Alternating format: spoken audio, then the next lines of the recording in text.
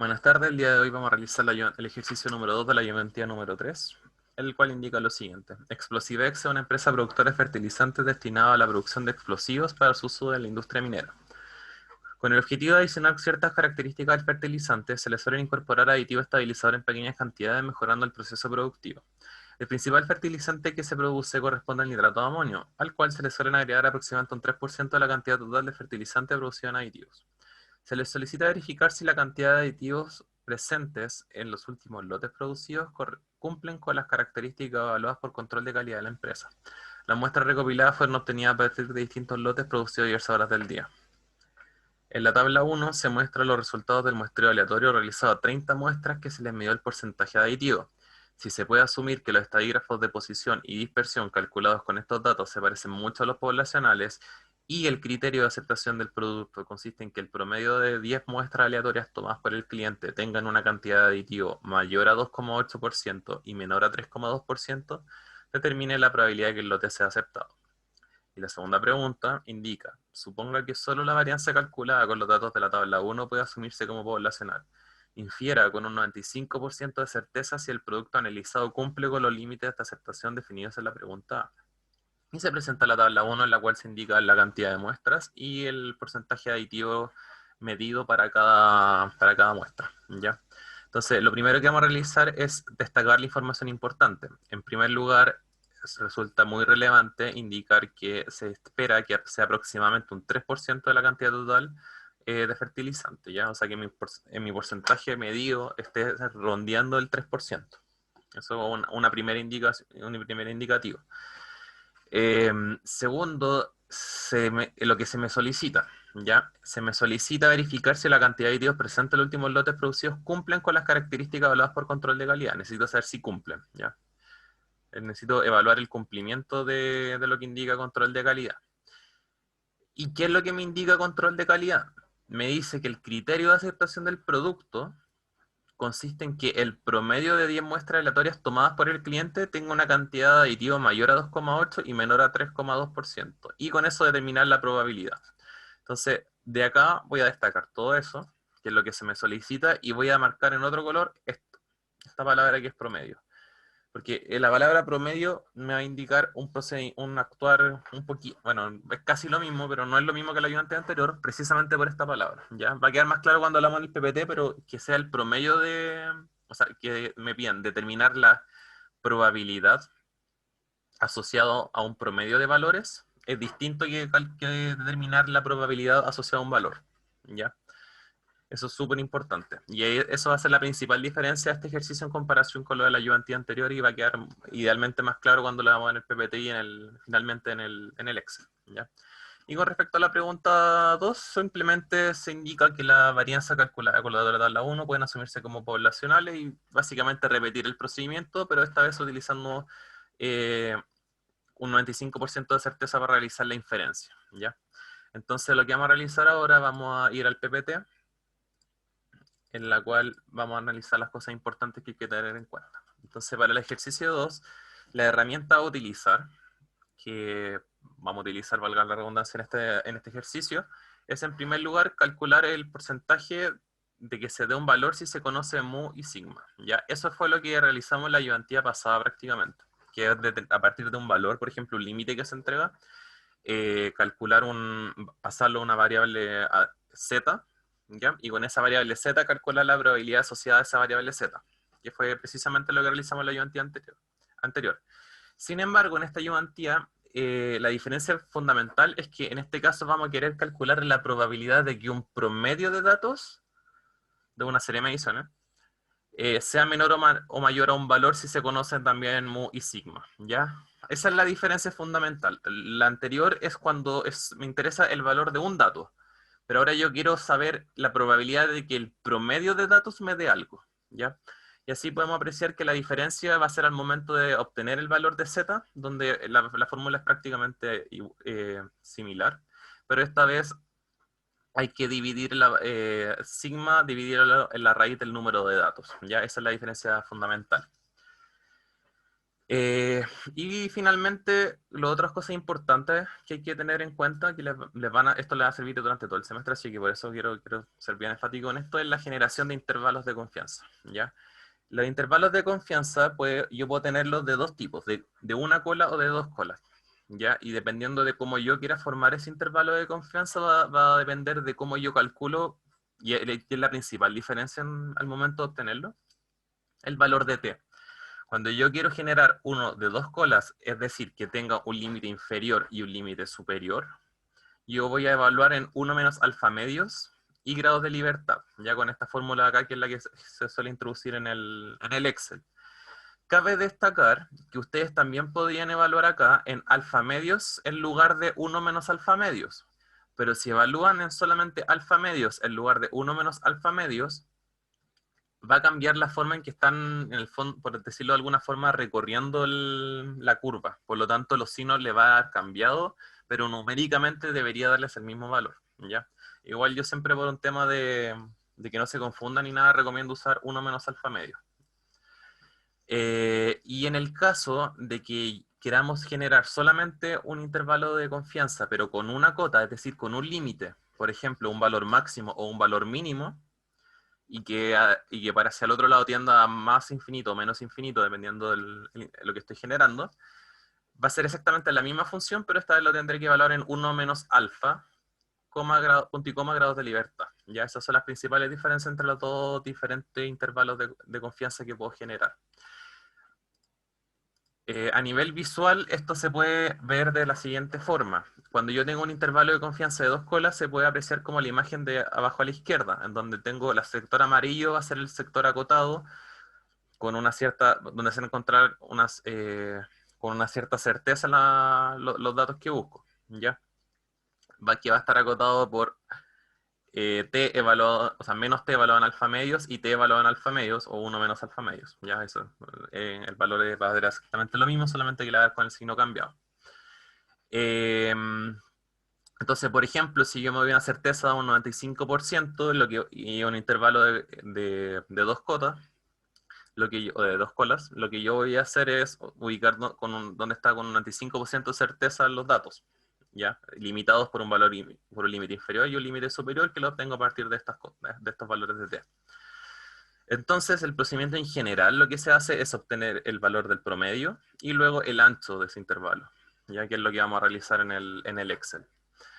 Y en el caso del intervalo de confianza es solamente una cola, ese es precisamente lo mismo, pero evaluado en 1 menos alfa, donde esta vez el alfa va a estar todo concentrado a un lado, generando un límite superior en este caso.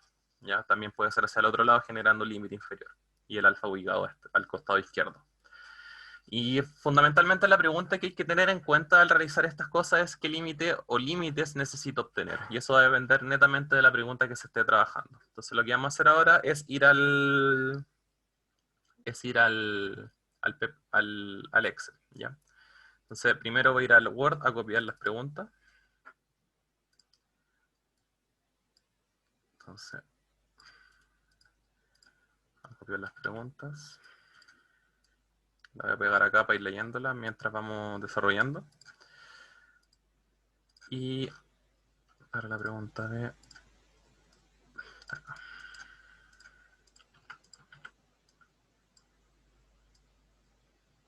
Ya. Entonces, lo que vamos a hacer ahora es trabajar con el Excel. Ya, acá pueden apreciar que ya traspasé los datos del problema. Y al igual que el caso anterior, como lo he hecho en la ayudantía anteriores, siempre vamos a calcular el promedio y la desviación estándar de mis datos. Ya eso es casi mecánico. Y también el número de datos si lo desean. En general, casi siempre lo van a utilizar también, ya, pero lo más importante es el promedio y la desviación estándar. El número de datos generalmente suele salir simplemente de la vista. Pero, en fin. Primero calculamos el promedio del porcentaje de aditivos presente en la mezcla, o sea, en este caso en el explosivo que estoy generando, en el nitrato de amonio. Siguiente, acto seguido, calculo la desviación estándar utilizando la función desbest.m, también del total de aditivos, es decir, de las 30 muestras. Y bueno, el número de datos, que simplemente es contar todos los datos o ver que son 30 datos, ¿ya? Y ahora empezamos a desarrollar la pregunta. Esto es como siempre se realiza porque estos son elementos que vamos a utilizar mucho a lo largo de prácticamente todas las materias. Entonces, en la pregunta se indica si se puede asumir que los estadígrafos de posición y dispersión calculados con estos datos se parecen mucho a los poblacionales y que el criterio de aceptación del producto consiste en que el promedio de 10 muestras aleatorias tomadas por el cliente tenga una cantidad de aditivo mayor a 2,8 y menor a 3,2. Determinar probabilidad que el lote sea aceptado, ¿ya? Entonces, para que sea aceptado, para que el lote sea aceptado, tiene que estar entre 2,8 y 3,2, ¿ya? Por lo tanto, lo que necesito es primero generar una celda con los dos límites. El límite inferior en este caso, que es 2,8%, y el límite superior, que es 3,2%. Luego necesito determinar el número de datos, pero acá hay que tener ojo, porque el número de datos con el cual yo obtuve la media y desviación estándar son 30. Pero el muestreo que hace control de calidad no son 30, son 10 muestras. Por lo tanto, cuando yo calculo con respecto a las muestras, necesito tener en consideración cuántos datos estoy muestrando. Y en este caso son 10, porque esto es lo que hace el control de calidad. Toma 10 muestras del total y eso es lo que se me está solicitando, porque al final se me pide la probabilidad de que el lote que estoy muestreando sea aceptado. ¿Ya? Entonces van a ser 10 datos.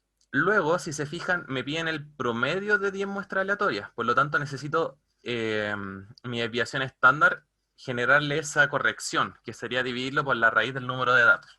¿Ya? Entonces, lo que yo voy a hacer es tomar la desviación estándar, mi valor de sigma, que es 0,90, y lo voy a dividir por el número de datos, que sería 10. Así que va a ser 0,90% dividido en la raíz de 10. ¿Ya?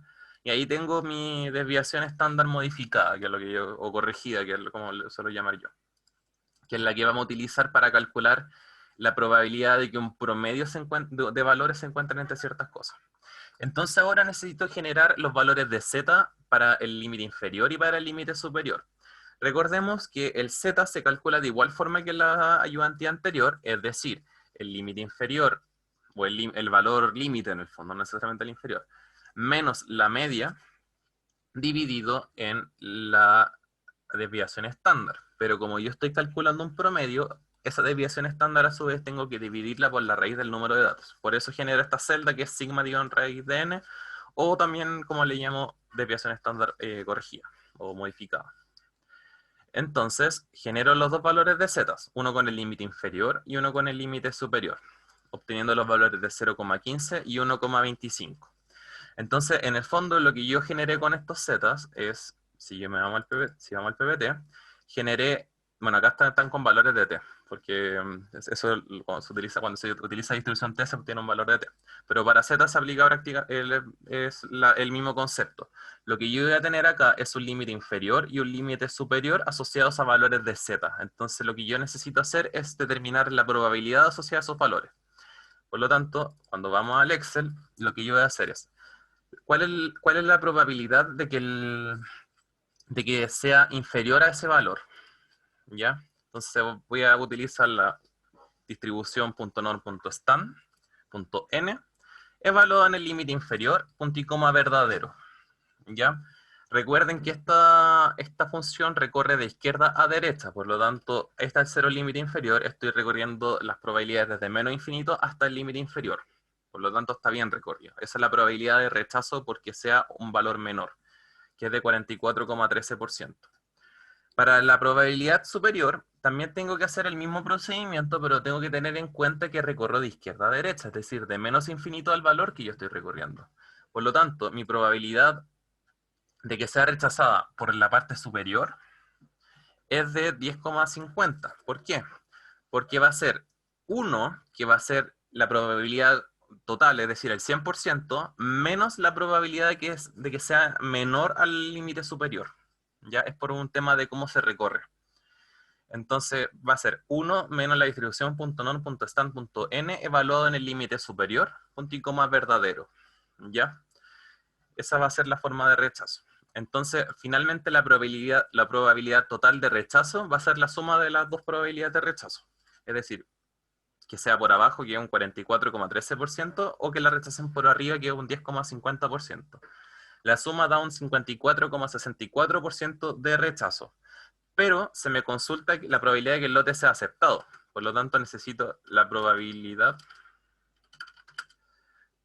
la probabilidad de que sea aceptado va a ser 1 menos eso. Es decir, que la probabilidad de que el producto sea aceptado es de un 45,36%.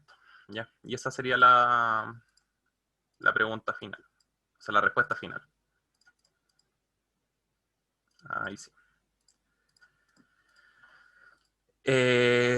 Con respecto a la letra B, se indica, supongo que solo la varianza calculada con los datos de la tabla 1 puede asumirse como poblacional. Infiera con un 95% de certeza si el producto analizado cumple con los límites de aceptación definidos en la pregunta A. ¿Ya? Por lo tanto, ahora lo que necesito hacer es nuevamente realizar el mismo procedimiento que antes.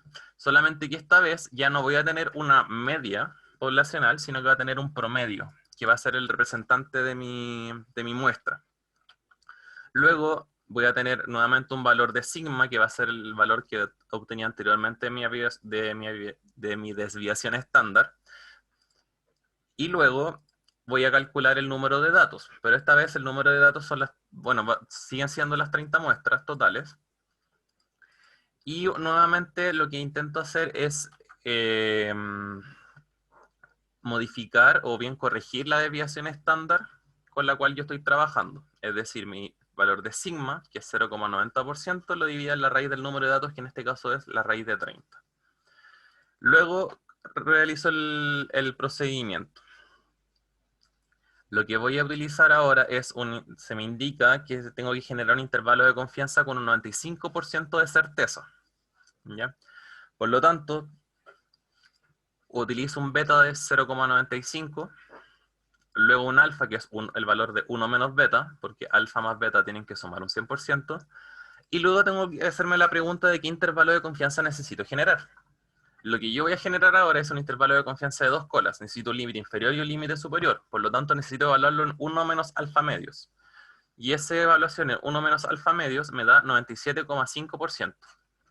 Luego, lo que hago es calcular el z asociado a ese alfa, 1 menos alfa medios, que en ese caso se obtiene mediante la función inversa.nor.stand evaluado en el valor de 1 menos alfa medios. ¿Ya? Y esto, valor de z, lo necesito utilizar para poder obtener el ancho. Entonces, el ancho de mi intervalo de confianza va a ser el valor de z que yo obtuve a partir de 1 menos alfa medios, y lo debo multiplicar por mi desviación estándar modificada, mi sigma dividido en raíz de n. Y eso me va a generar el ancho, es decir, cuánto me muevo desde el centro hacia cada lado. Por lo tanto, mi intervalo de confianza inferior, es decir, mi límite inferior, va a ser el valor del promedio, que sería 2,84, menos el ancho, generando un límite inferior de 2,52%, y el intervalo de confianza superior va a ser el valor del promedio más el ancho, generando un valor final de 3,17%. Finalmente, bueno, acá ya tengo simplemente los resultados en el fondo, pero es recomendable siempre, y sobre todo en los problemas que se ven en este ramo y en las materias posteriores que vamos a ver más adelante, esto es muy recomendable que los resultados los grafiquen para verlos de forma clara. Una forma clara de graficar y comparar intervalos de confianza para, por ejemplo, saber si se está cumpliendo o no, es generar 2 corridas de datos. Entonces, una forma que pueden hacer es generar una corrida de datos asociada a un valor de 1 y luego asociada a un valor de 2. De esa forma, hacen que a uno asignarle un valor de 1 y al otro asignarle un valor de 2, el valor de 1 queda todo en una columna y el valor de 2 queda en otra columna, y simplemente van a estar determinados por los valores en el eje Y, ya que van a ser los límites inferior y superior, es decir, 2,52 y 3,17. Esa es una forma fácil y rápida de graficar líneas de esta forma, ¿ya? Entonces, lo que hacen es generar esta tabla, se van a insertan un gráfico de dispersión, seleccionan datos, se van a agregar y agregan, por ejemplo, corrida 1, ¿ya? Entonces, los valores de X van a ser 1 para ambos, y los valores de I van a ser los valores de los límites inferior y superior. Entonces ahí se van a fijar que van a tener 2 puntos. Si yo agrego la otra corrida, que es por ejemplo corrida 2, los valores de X van a ser 2 en ambos casos, y simplemente lo que hago acá es generar la diferencia de altura. Entonces ahí, si se fijan, tengo dos corridas de datos y puedo comparar los intervalos de confianza asociado a 1 y asociado a 2. Y si quieren verlo como línea, hacen clic derecho sobre el gráfico, ponen cambiar tipo de gráfico y seleccionan algún gráfico que les guste. Entonces generalmente se trabaja con eso. Y así puedo generar un gráfico. Luego simplemente ordenan y ponen el nombre a los ejes, pero hace una forma rápida de generar un gráfico. Entonces ahora la pregunta es si está cumpliendo los límites de aceptación definidos por control de calidad o no, que son los de la pregunta 1. Entonces podemos observar que los límites que define el control de calidad son límites de 2,80 a 3,20%, que corresponden a mi número 2, es decir, en este caso, a el límite aceptado, que serían los celestes, ¿ya? Que va de 2,80 aproximadamente hasta 3,20. Y si se fijan, el intervalo de confianza generado por mi proceso es el naranjo, que va desde 2,52 a 3,17.